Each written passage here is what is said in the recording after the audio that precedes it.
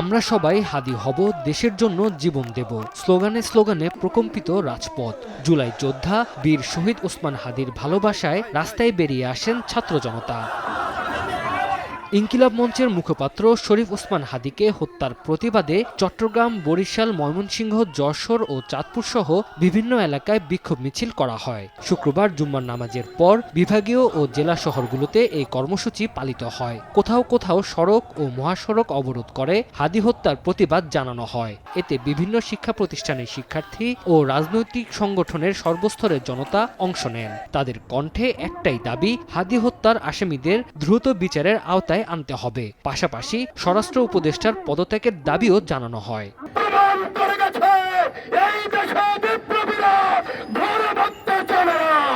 নির্বাচনের আগে শহীদ হাদিকে যারা হত্যা করেছে তাদেরকে ফাঁসি নিশ্চিত করতে হবে।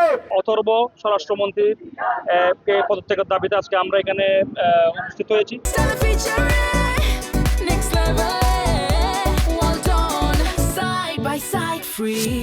কোথাও কোথাও বের করা হয় কফিন মিছিলের। হাদি হত্যাকারীদের ভারতে আশ্রয়ের প্রতিবাদে বেনাপোল সীমান্তে লং মার্চ করেন ছাত্র জনতা। খুনিদের গ্রেফতার না হওয়া পর্যন্ত শান্তিপূর্ণ সমাবেশ চালিয়ে যাওয়ার ঘোষণা দেন তারা। আওয়ামী লীগের ফ্যাসিবাদ ও ভারতীয় আগ্রাসন রুখে দেওয়ার হুঁশিয়ারি দেন।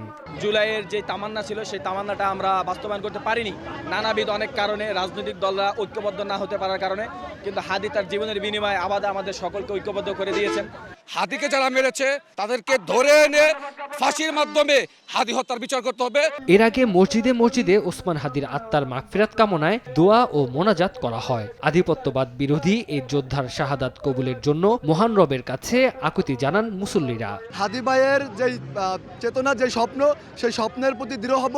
আমরা সেই স্বপ্নকে লালন করে শপথ পাঠ করব, আমরা সারা বাংলাদেশে হাদি হব। এদিকে দেশের কয়েকটি জেলায় কয়েকজন আওয়ামী লীগ নেতার বাড়ি ও ব্যবসা প্রতিষ্ঠান, দলীয় অফিসে ভাঙচুর ও অগ্নিসংযোগ করে বিক্ষুব্ধ জনতা। এছাড়া সিলেট ও কুষ্টিয়ায় প্রথম আলোর অফিসে হামলা ও ভাঙচুর চালানো হয়।